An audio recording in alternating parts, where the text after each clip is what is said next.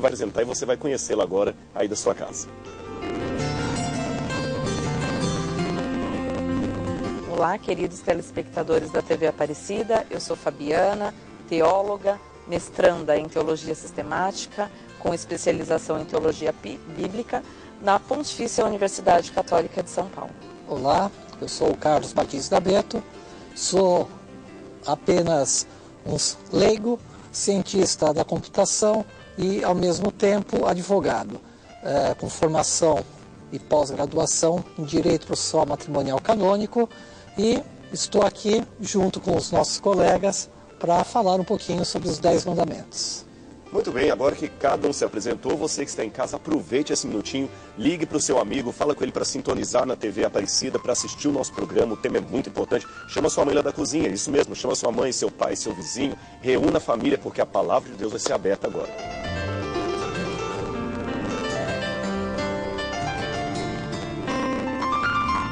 Meus amigos, vamos começar agora. Nós vamos dividir esse programa em alguns blocos. Que tal nós começarmos pela história dos 10 mandamentos? Quando eu falo em 10 mandamentos, eu penso muito na pessoa de Moisés, é aquele que mais se destaca. Para quem está em casa conhecer melhor, quem seria Moisés, Carlos? Você pode dizer para a gente um pouquinho aí, quem é essa figura extraordinária, Moisés, de onde que ele surgiu, qual é o papel dele na história? Então, Moisés, ele tem a sua ascendência dentro do povo semita, né? Ele é descendente de Jacó, sendo que quando houve fome, uma grande fome, que atingiu ali a área de Canaã, onde Jacó morava, vieram para o Egito, né? E ali no Egito, passados 400 e poucos anos, José, que até então auxiliava muito o faraó, já era desconhecido, os hebreus já tinham crescido demais, já tinha virado de amigo em inimigo, né? E tornaram-se escravos ali. Moisés, então, ele surge hebreu, ele era descendente dos hebreus, criado dentro do palácio do faraó, e esse Moisés vai então ser o libertador do povo hebreu. Interessante, então o povo hebreu desce ao Egito no início como uma caravana de nômades buscando comida. Depois que estão lá, eles acabam ficando, vão crescendo. Tem José, aquele da história do Gênesis. Aliás, você em casa leia a história de José, ela é extraordinária. Só que José morre, surge um novo faraó que não conhecia José, o povo cresce, se torna escravo e vem Moisés. E Moisés é também chamado então para Deus para ser o libertador. Agora, não sei, Fabiano, se você tem alguma opinião, por que Moisés e não... sei lá, Samuel, Ibrahim, qualquer outro que haveria. Por que Moisés foi chamado? Que características esse homem reuniu para ser chamado por Deus para essa missão? Então, Moisés, ele é muito especial, né, do ponto de vista da sua história. Porque vindo dessa história do novo faraó, que vê no povo hebreu inimigos que podem ser numerosos e estar contra eles e suprimir o povo do faraó, ele manda matar todas as crianças, todos os meninos, né? Os meninos hebreus. Os meninos hebreus. E as parteiras ali, brilhantemente, mulheres, né, que temeram a Deus, deram um jeitinho de salvar a vida dos meninos. Moisés foi colocado num cesto. Depois disso, né, mandaram se desfazer dos meninos e Moisés foi colocado no cesto, foi salvo das águas, daí o seu nome, né, Moisés, salvo das águas, pela filha do faraó.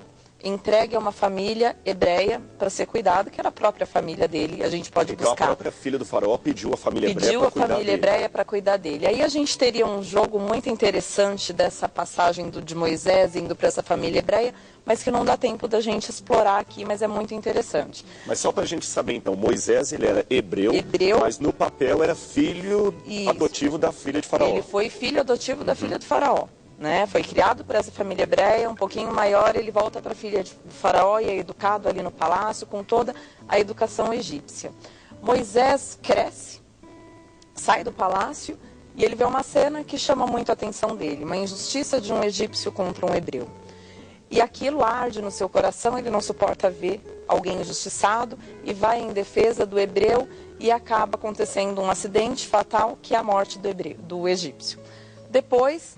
No outro dia, conta o texto bíblico que Moisés sai novamente e vê 2 hebreus brigando entre si. E Moisés questiona, por que vocês brigam entre si?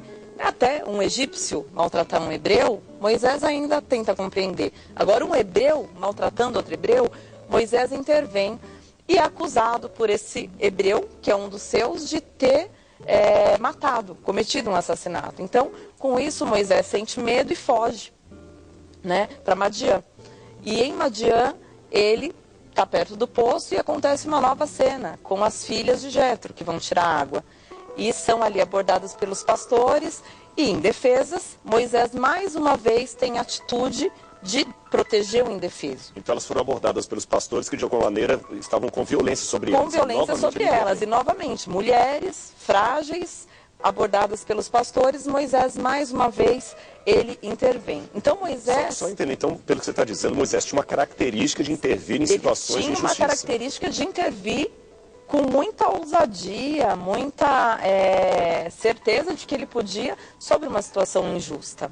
E, com certeza, essas características de Moisés fazem dele um homem especial e um homem que o Deus de Israel vai ver e vai usar dele para fazer a relação com o povo. Ele vai se tornar o interlocutor, porque essas características de Moisés, de sair ao encontro, de sair em defesa, são características do Deus de Israel. É verdade, o que próprio vai Deus descer, que vê a injustiça, o sofrimento do meu povo. Eu vi a injustiça do meu povo, o sofrimento, e eu vim para salvá-lo da escravidão. Então, o mesmo movimento que Moisés faz de sair ao encontro do outro, o Deus de Israel vai fazer também, em meio a tantos deuses que ficam lá no alto da montanha e o povo deve ir, deve adorar. O Deus de Israel tem uma característica diferente. Ele desce e ele sai da posição dele e vai ao encontro do povo.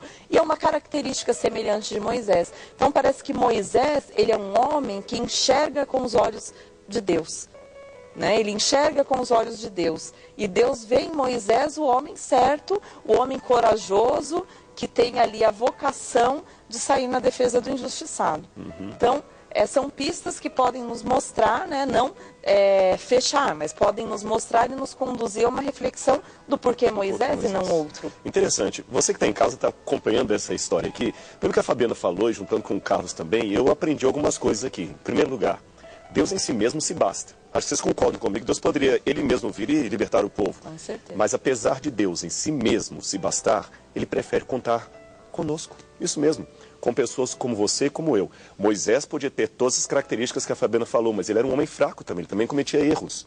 E mesmo assim Deus quis contar com ele e Deus quer contar com você. Você também pode ser um Moisés de Deus hoje. Em uma situação de crise, você pode intervir. Bom, além disso, eu aprendo também que Moisés imitava o caráter de Deus. Quando a Fabiana falou assim, ele era igual a Deus, ele imitava. Quem que eu estou imitando? Eu estou imitando o meu ídolo, o meu jogador de futebol, o artista da TV, ou eu estou imitando a Deus? Bom, o resto da história você deve conhecer. Vamos resumir por causa do nosso tempo aqui. Moisés então volta ao Egito, desafia Faraó a que liberte o povo, Faraó se recusa, 10 pragas caem no Egito. Depois, na 10ª praga, Faraó acaba libertando o povo, entre aspas. O povo vem, mas Faraó vem atrás. O mar vermelho se abre, o povo passa, Faraó acaba morrendo ali com as suas hostes. E o povo vai para o deserto. Deus então chama Moisés até o Monte Sinai. E ali Deus apresenta a Moisés os 10 mandamentos da lei de Deus. Por que 10 mandamentos? Alguém de vocês saberia dizer? Por que Deus não deu 8, 7, 6, 20, 40?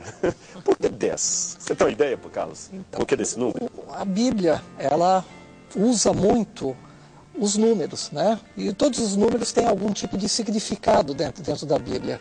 O número 10, de certa maneira, sempre que é expresso dentro da Bíblia, ou na maioria das vezes que é expresso, simbolicamente expressa a perfeição.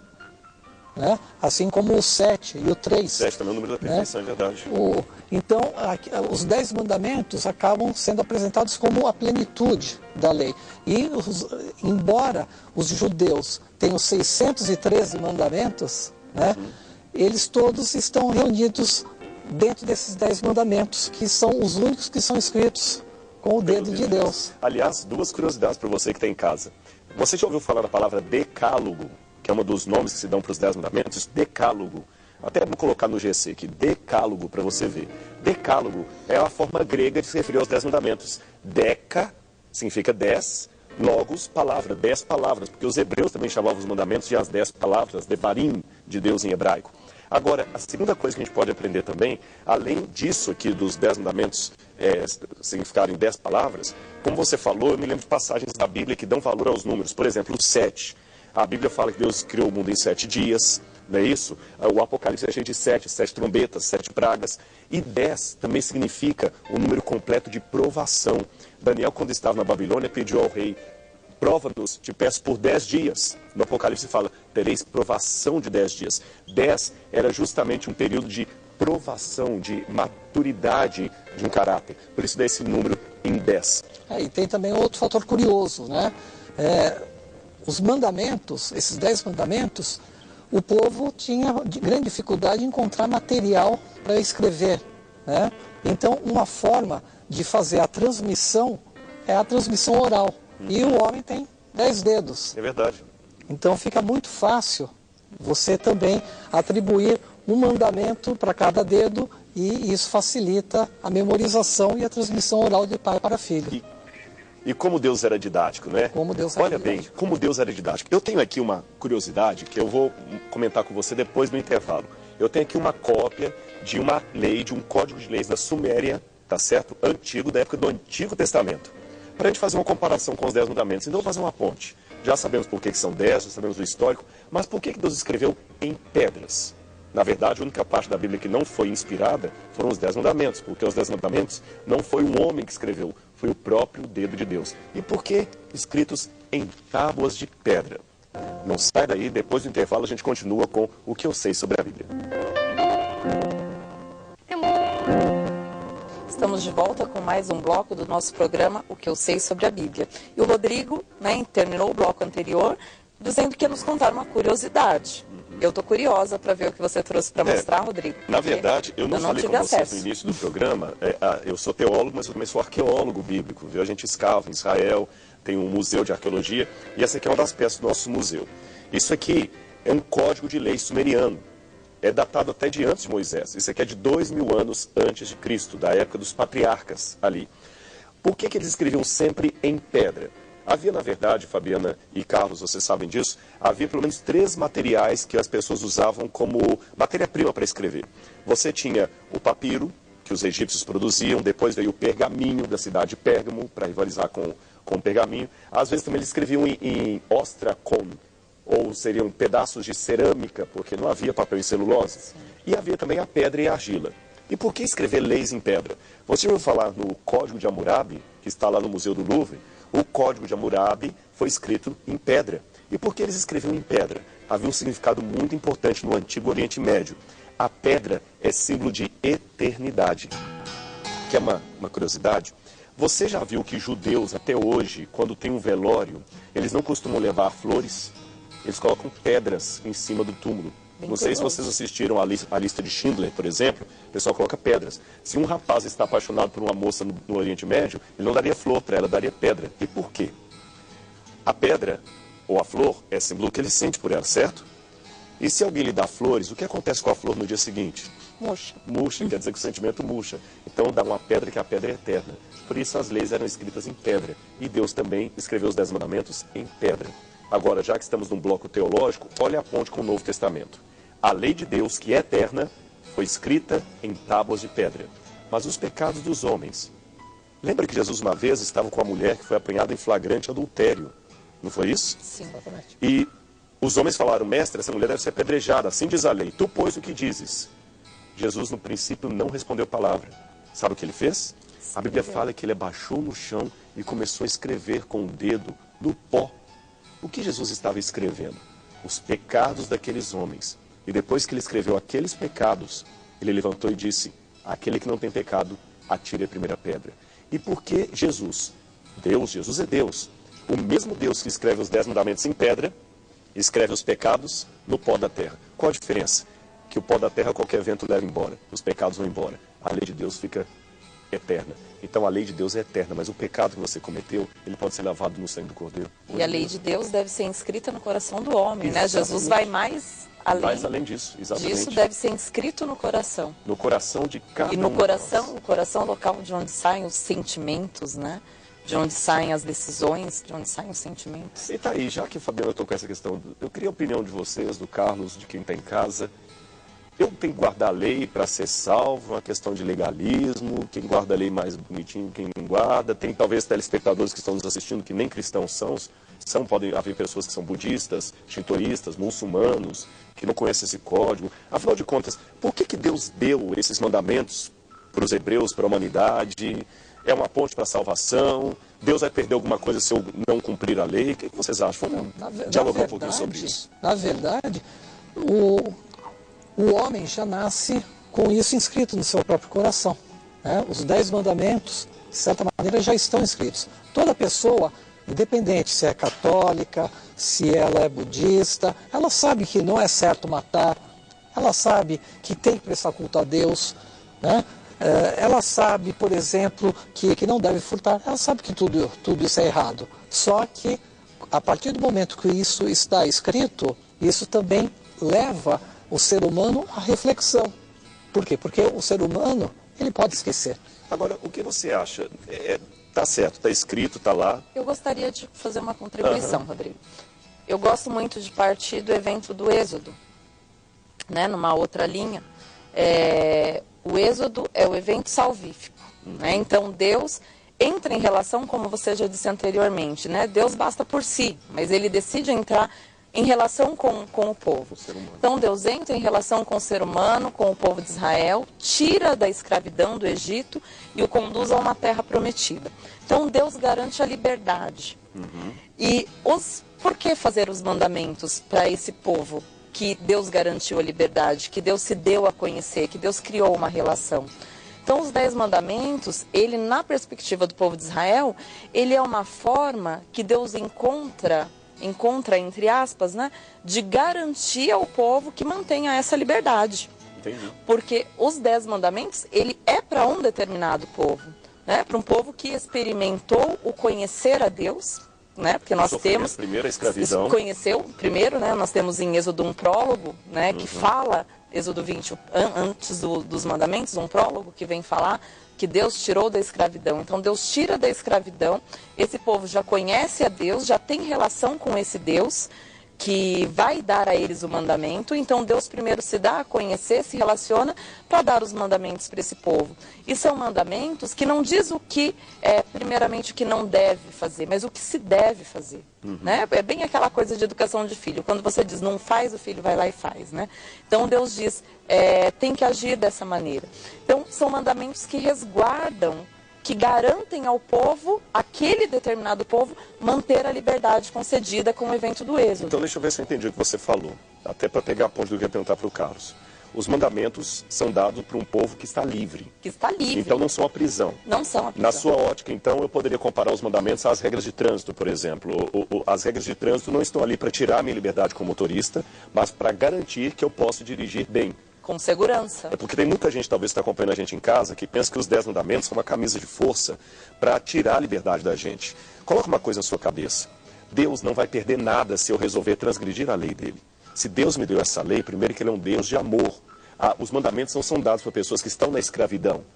São dados para pessoas que foram libertas por Deus, livres. É uma relação. E é interessante, você falou, Deus se mostra primeiro. A primeira frase dos 10 mandamentos é: eu sou o Senhor teu Deus, que te tirei da terra do Egito. Você falou de criança, primeiro Deus mostra como faz, siga o exemplo. Mas aí vem a pergunta que eu queria fazer para o Carlos aqui.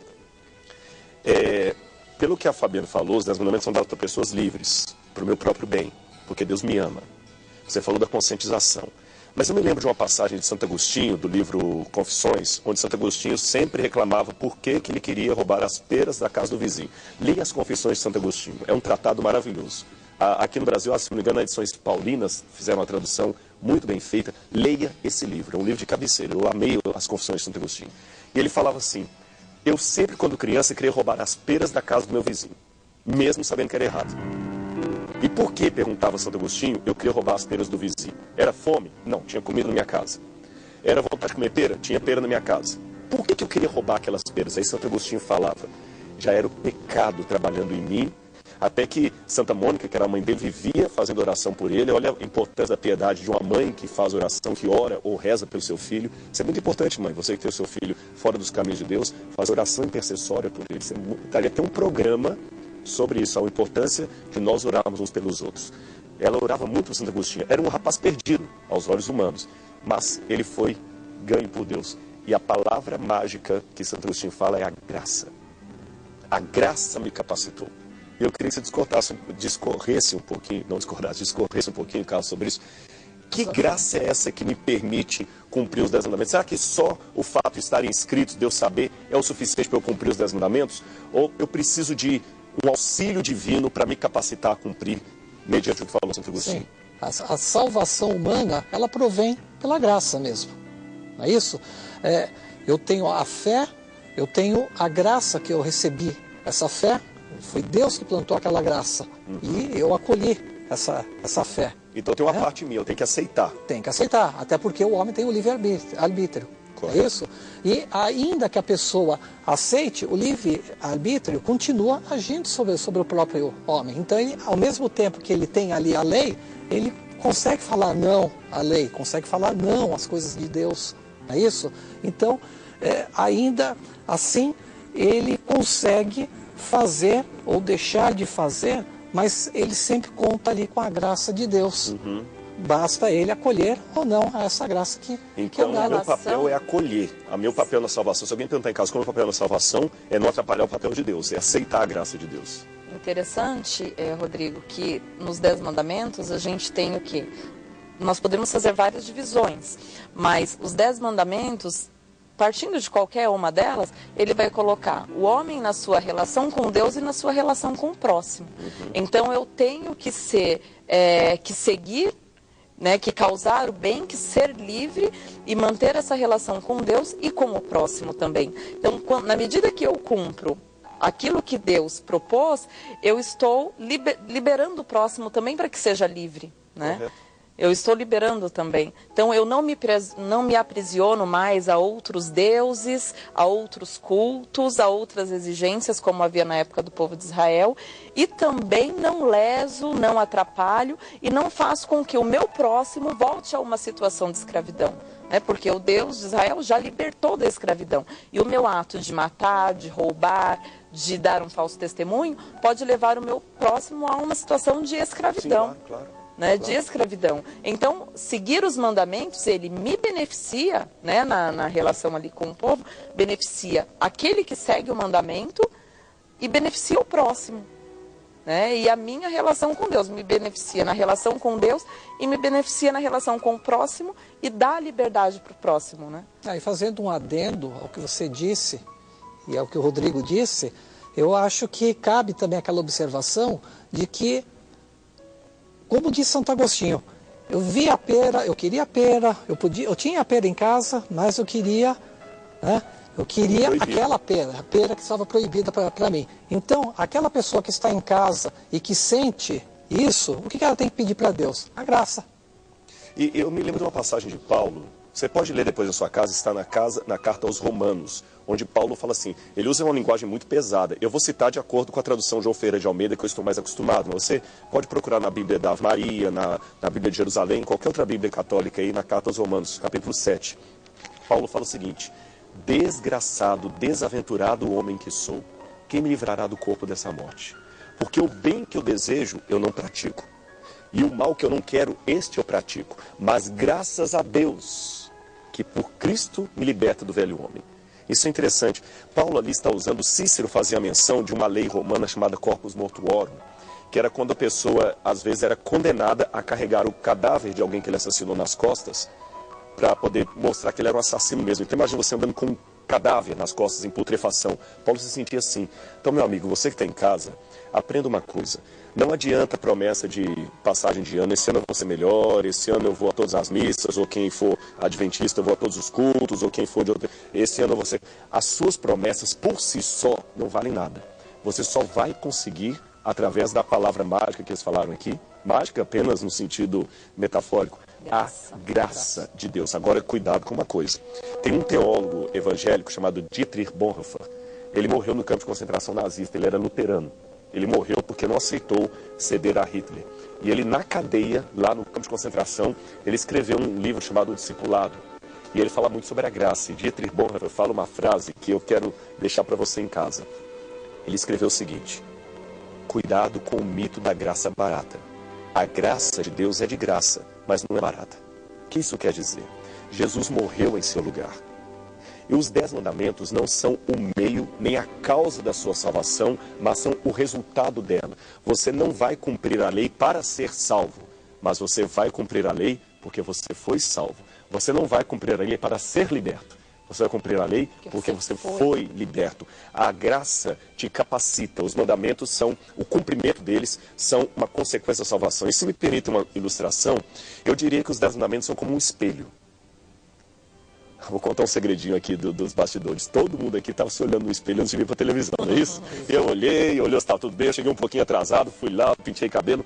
O espelho, quando você está com uma mancha, não é isso, Fabiano? Está lá uma mancha ou qualquer coisa, maquiou, não ficou bem a maquiagem. O que o espelho faz? O espelho mostra que você está suja. Mas, Carlos, o espelho pode limpar você?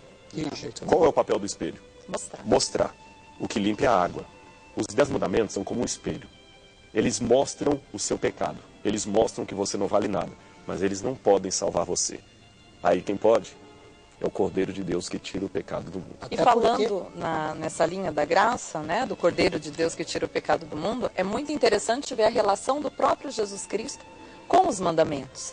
Porque ele conhece, ele cita os mandamentos, né, e ele mostra que ele conhece os mandamentos, e mais, ele diz, não basta seguir, né, quando ele é questionado sobre o adultério, né, pecado, cometer adultério, e Jesus diz, é mais do que cometer o adultério. Se você pensar, você já está cometendo pecado. Então, Jesus já dá uma nova significação humana para esse mandamento. Liga no íntimo da vida. E no coração também. No coração. Ele liga no íntimo, né? Que Jesus, que vem revelar o próprio Deus, que deu os mandamentos, Jesus vem explicar ainda mais. Quer dizer, Deus inscreveu os mandamentos na pedra, mas não foram bem compreendidos pelos homens, a ponto de continuarem cometendo os erros. Então Deus decide, se revela no próprio Jesus Cristo e reexplica, né? Dá um novo significado. É muito mais do que cometer o adultério.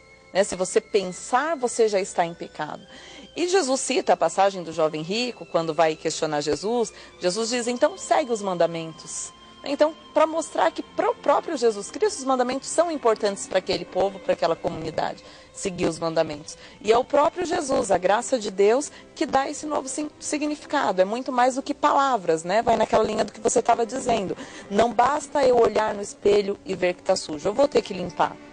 Eu preciso da minha atitude. Não basta reconhecer que eu tenho pecados, eu tenho que mudar. E é isso que Jesus diz, está no profundo do coração. Não adianta ler simplesmente na Bíblia, no Catecismo da Igreja Católica, quais são os 10 mandamentos, saber de cor, salteado, se eu não ligar com a minha vida e não tiver uma transformação humana. Exatamente. De atitude, de mentalidade, que demonstre realmente que eu vivo aquilo que Deus ensina. E quando você citou o jovem rico, é interessante que ele pergunta, que farei para herdar a vida eterna? Jesus falou assim, que está nos mandamentos. Aí falou, isso. Então vai e faz. Isso eu já cumpro desde a minha juventude, mas não estava em paz. Sim. Então, mesmo que eu queira cumprir os 10 mandamentos, mas se não for por uma relação com Deus, eu estarei cumprindo. Mas por formalismo, por legalismo. E esse não é o princípio. Então nós temos 2 extremos que têm que ser evitados. Um extremo é cumprir a lei de Deus apenas por legalismo, querendo alguma coisa. Deus vai me dar a graça porque eu cumpri. Obrigação, né? Até antigamente o pessoal fala assim, eu tive a graça porque eu fiz isso. Não é, esquece isso, viu? Que eu estou falando a pura doutrina adventista e católica. A graça não vai ser obtida por alguma coisa que você faz, vai ser obtida por alguma coisa que foi feita. O Cordeiro morreu na cruz do Calvário por nós. Que é a própria graça de Deus. Que é a própria graça de Deus encarnada. E o outro extremo que devemos evitar é achar agora que transgredindo os mandamentos, eu resolvo a coisa. Diz que uma vez um hindu estava reverenciando as águas do rio Ganges. Um amigo europeu falou com ele, essas águas estão contaminadas, e mostrou para ele algumas gotas da água do rio Ganges, completamente contaminadas sob a luz do microscópio. Desgostoso com a realidade, o hindu tomou um martelo, quebrou o microscópio e continuou mergulhando. Então também não é simplesmente ignorar, fingir que os mandamentos não existem, que vai resolver o problema. Não é isso? Eu acho que isso aí demonstra um novo nascimento, né? Para nós cristãos, no caso. Não adianta nada você se dizer nascido novamente se você continua com o mesmo problema de antes. É isso? Então, os mandamentos é exatamente isso. Você está cumprindo os mandamentos por sua liberdade. Você é livre para cumprir e você é livre também para descumprir. Só que a partir do momento que você livremente descumpre, você não é um novo homem. Pelo contrário, você continua sendo o homem antigo, né? Carregado de pecado. Bem, amigos, a conversa está ótima, né? O assunto é muito pertinente, mas chegamos ao final do nosso segundo bloco. Vamos para um intervalo, mas eu quero dizer uma coisa para você que está em casa. Você deve estar se perguntando, o que esses mandamentos tão antigos de um povo de Israel têm a ver comigo? Tem a ver com a nossa história moderna de hoje? Tem alguma relação? Não estou no deserto, não estou no Sinai, como que eu posso usá-lo na minha vida? Ou não tem nada a ver comigo? E você também deve estar curioso para saber o que um pastor adventista está fazendo aqui, discutindo, debatendo as ideias sobre esses mandamentos. Mas fique aí, fique ligado que assim que voltar para o terceiro bloco, ele vai responder essa pergunta para vocês. Nosso programa, o que eu sei sobre a Bíblia. E, como terminamos o segundo bloco, ficou aquela dúvida. Será que os 10 mandamentos ainda valem para nós que vivemos em pleno século XXI? Fabiana, o que é que você acha? Então, agora eu quero falar diretamente com quem está em casa, né? Porque os dias de hoje estão do outro lado da nossa câmara. O que a minha vida hoje tem a ver com a vida daquele povo? Não estou no deserto, não estou no Sinai, não sou aquele povo de Israel, e por que eu tenho que seguir ou tenho que observar os 10 mandamentos? Nós temos uma vida hoje e nós precisamos analisar a nossa vida. Qual é o nosso deserto? Qual é o nosso Sinai? Basta aí para nós a pergunta, eu vivo com dignidade? Eu tenho a felicidade plena, absoluta? Buscando as respostas, nós vamos nos confrontar com situações que nós vivemos hoje. Nós vivemos hoje uma realidade bem sincretista, onde as diversas pessoas vivem sobre diversas religiões. Não vejo muita diferença com a cultura do povo de Israel, que vivia na adoração a um Deus único em meio a uma cultura rodeada por deuses. Hoje nós também na nossa cultura temos diversos deuses que são apresentados a nós. Basta pararmos um pouquinho e refletirmos. Quais são os deuses que permeiam a nossa cultura de hoje? A qual deuses nós servimos? E o que esses deuses causam em nós? A verdade, o verdadeiro sentimento, a verdadeira plenitude de felicidade, de dignidade, nós encontramos somente na pessoa de Jesus Cristo. É essa a proposta que os 10 mandamentos trazem na perspectiva do povo de Israel, realizado na plenitude de Jesus Cristo. Então, para nós que vivemos hoje o cristianismo, que somos seguidores de Jesus Cristo, que queremos colocar em prática os seus mandamentos, nós precisamos viver, sim, os mandamentos, porque eles foram reconfigurados por Jesus Cristo numa perspectiva da nossa vida. Então, hoje, o nosso Sinai é a nossa vida, a vida que nós temos hoje. E por isso nós precisamos colocar em prática os mandamentos da lei de Deus, os mandamentos de Jesus, que ele resume no amar a Deus sobre todas as coisas e ao próximo como a si mesmo. Fazendo assim, então, uma síntese dos 10 mandamentos, como eu falei no bloco anterior. Os 10 mandamentos nos colocam em relação com Deus e na relação com o próximo. E Jesus resume os mandamentos em 2. Amar a Deus sobre todas as coisas e ao próximo como a si mesmo. Ou seja, ele não abole os outros mandamentos, mas ele faz uma síntese dos mandamentos, colocando ali o que é necessário para cada ser humano encontrar vida e vida plena. Para que cada ser humano não seja escravizado por esta sociedade que nós vivemos hoje. Não é, Rodrigo? Exatamente. Aliás, o próprio Jesus falou, confirmando o que está dizendo em Mateus 5,17, eu não vim revogar a lei e os profetas, eu vim para cumprir, porque em verdade vos digo, ainda que passe o céu e a terra, nem o i, nem o tio jamais passará da lei, até que tudo se cumpra. E existe na tradição judaica um desafio que era feito aos rabinos de resumir a lei e os profetas rapidamente. A pessoa chegava para o líder e falava assim, Shammai e Hillel tiveram esse desafio. Mestre, enquanto eu fico aqui na posição incômoda do 4, resuma-me ali os profetas. E os rabinos respondiam, isto é impossível. Um jovem doutor da lei também chegou para Jesus e falou, qual é o maior dos mandamentos? E como a Fabiana falou, ele falou, se resume em amar a Deus sobre todas as coisas e ao próximo como a ti mesmo. Se você olhar bem os 10 mandamentos, são 2 tábuas. A divisão entre as tábuas varia um pouquinho, como o Carlos já acenou. Nós não vamos ter tempo, infelizmente, de entrar nessa divisão. Mas se você olhar os primeiros mandamentos, eles se referem justamente ao amor do homem para com Deus. Todos eles. E os mandamentos seguintes, do homem para com seu semelhante. E a palavra que resume até o que você estava falando no bloco anterior é a palavra amor. Os 10 mandamentos são uma relação de amor. Aliás, o amor que nos une como irmãos. Que, aliás, vocês fizeram a pergunta, o que um pastor adventista estaria fazendo aqui? Não é isso? Para responder isso, até é interessante que o Carlos tinha um slide que não vai dar tempo de apresentar por causa do horário aqui do programa, mas talvez você podia falar rapidamente com o pessoal em casa. Parece que há 2 versões dos 10 mandamentos, né? Existe uma versão que está no Êxodo, e também repetida no Deuteronômio, e existe uma versão do catecismo, que se você for olhar em casa, você comparar os 10 mandamentos como estão na Bíblia, são diferentes do que estão no catecismo, são 2 redações ligeiramente diferentes. Carlos, podia falar um pouquinho sobre essas divisões? Sim, existem de fato na Bíblia 2 versões dos 10 mandamentos.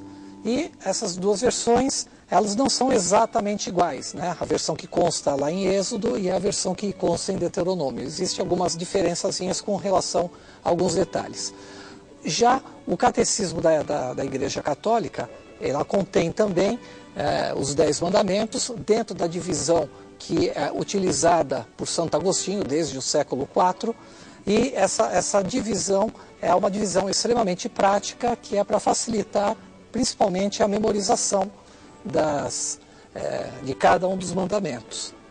Mas o que eu gostaria também de saber, acharia interessante a gente tratar aqui, seria assim: nós estamos aqui, né, no caso, somos todos cristãos, né, católicos, né, evangélicos, mas tem vários telespectadores que não são cristãos, né, não são judeus também, então em tese nem conhece os 10 mandamentos, que é o nosso tema, e é ateu, é agnóstico ou segue uma outra religião. Será que eles estariam também obrigados a seguir os 10 mandamentos ou a conhecer os 10 mandamentos? Haveria alguma vantagem prática para eles ou seria apenas facultativo? Então, eu tiraria um pouco essa questão da obrigação. Né? Todos os que não são cristãos, judeus, são obrigados, porque os mandamentos não implicam numa obrigação, né? Eles vêm para libertar, a liberdade tira o quesito obrigação, mas é uma disposição gratuita de cada pessoa de seguir os mandamentos, visto que antecipadamente já se tem uma relação com Deus e uma aliança com Deus. Agora, eu acredito que os mandamentos, eles estejam inscritos na natureza humana já. Porque como um de vocês já comentou no início do programa, acho que foi o Carlos, as pessoas já sabem que não deve matar, que não deve roubar, que não deve levantar falso testemunho. O que fica mais aí numa tensão é a questão do culto a Deus, do reconhecimento de Deus, do Deus de Jesus Cristo hoje como Deus único. Isso aí eu acho que fica uma questão. Mas aí a gente tem a gente vai ter aí a Constituição Dogmática Lumen Gentium, que vai vir dizer a posição daqueles que não são cristãos diante do mundo, como que Deus e a igreja se relaciona com essas pessoas, e a gente vê que a semente, né, de Jesus Cristo está no coração de cada um. Então eu acredito que todos nós somos chamados a viver o mandamento, uma vez que nós vivemos nesse mundo, que nós vivemos em sociedade com o próximo, independente de Deus. E aí a nossa crença, né, nós cristãos, os judeus que acreditam no Deus único de Israel, vão aprofundar ainda mais esses mandamentos na própria vida. Mas eu acredito que eles colaboram sim com a sociedade. Viver os mandamentos vai além de uma questão religiosa e colabora com a sociedade, com a relação entre o ser humano. E o próprio apóstolo Paulo também falou que aqueles que não conheceram a lei, se fizeram lei para si mesmos, que o que de Deus se pode conhecer foi lhes mostrado através da natureza. Sim. E até o Carlos colocou a questão da validade disso para hoje. Eu fico pensando, a gente não precisa ficar tão preso em alguns detalhes da letra, a gente pode adaptar aquilo à nossa realidade. Por exemplo, honra teu pai e tua mãe. E se você for, por exemplo, órfão, você então está dispensado desse mandamento? Tem alguém na sua vida que ocupa o papel de pai e mãe. E nesse mandamento, o Novo Testamento amplia. Pais, também não provoquem os vossos filhos a ira. Pais, também tornem-se honráveis. não matarás. Ah, eu estou tranquilo, nunca tirei a vida de ninguém, mas às vezes você pode matar com as palavras. Quando fala sobre a idolatria, nós nunca nos tornamos moralmente melhores que os deuses que nós adoramos. E a idolatria no Antigo Testamento poderia ser o Baal, poderia ser um deus aquele. A idolatria hoje pode ser um jogador de futebol. Vocês já notaram que algumas canções de amor parecem salmos bíblicos, só que trocando Deus por uma figura humana? Sim. Sem você eu morro, você é meu tudo.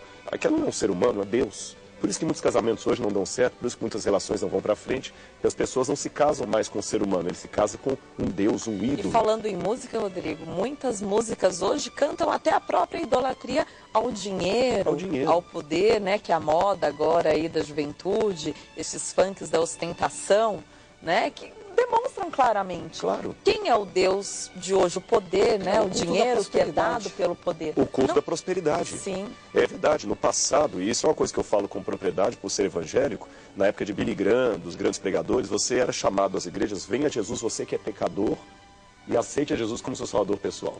Hoje o apelo de muitos é, venha a Jesus, você que está com problema na empresa, você que está com um problema, vem aqui, nós vamos... Respeito todos os credos, tanto é que eu estou numa religião que não é a minha, mas eu posso discordar de algumas coisas. E por falar em religião que não é a sua, você vai esclarecer aqui para o nosso público, né? Eu já sei, a gente conversou um pouquinho e acho muito louvável, e me sinto muito feliz de conseguirmos estar aqui unidos hoje, mas eu acho que o nosso público deve estar pensando, o que faz um pastor adventista dialogando com uma teóloga da PUC de São Paulo, com um católico, cientista, né? Cientista, advogado, e conversando tão bem, tranquilamente, sem confronto.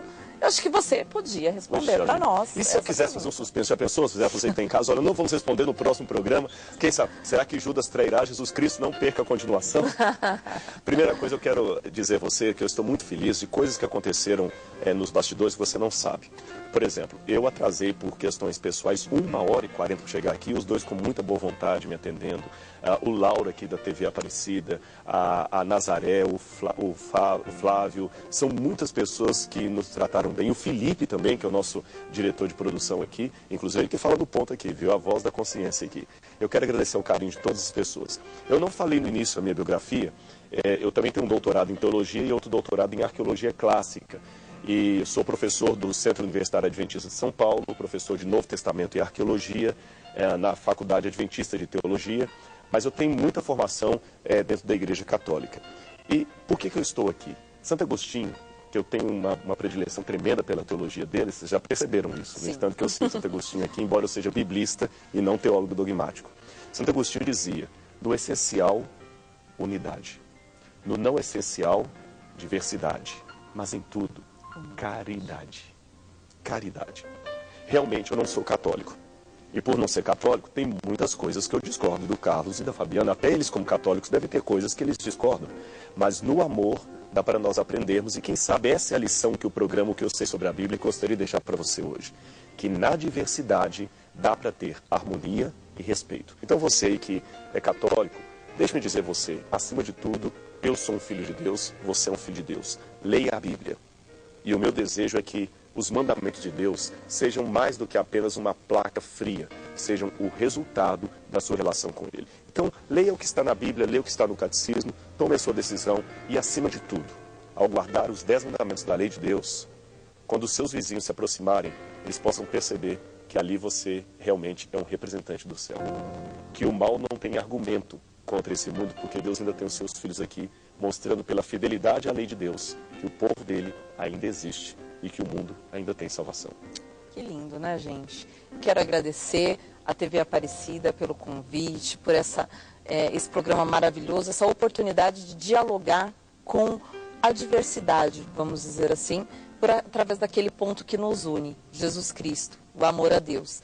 E eu quero agradecer também ao Carlos pelo conhecimento, te conheci hoje, a gente pôde conversar um pouco antes do programa, foi muito legal, muito interessante, e eu quero poder participar novamente desse programa tão maravilhoso, levar o conhecimento ao povo de Deus que tem sede, né, que tem sede de alma, sede na alma, sede da palavra de Deus, que eu possa estar aqui em outros momentos, no programa O Que Eu Sei Sobre a Bíblia, contribuindo com vocês. Pois é, e chegamos ao final do programa. eu gostaria de agradecer a Fabiana, prazer em conhecê-la, né? Ao Rodrigo, também muito prazer em conhecê-lo. Fico muito feliz por ter sido lembrado pela TV Aparecida. Agradeço muito a todos os técnicos que estão aqui presentes, né? Espero que você, telespectador, tenha gostado bastante desse programa, o que eu sei sobre a Bíblia, e espero que você venha outras vezes conhecer este projeto que tende a trazer um maior conhecimento para você com tudo aquilo que ocorreu e consta na Bíblia. Tá? Um forte abraço para todos, né? E até a próxima.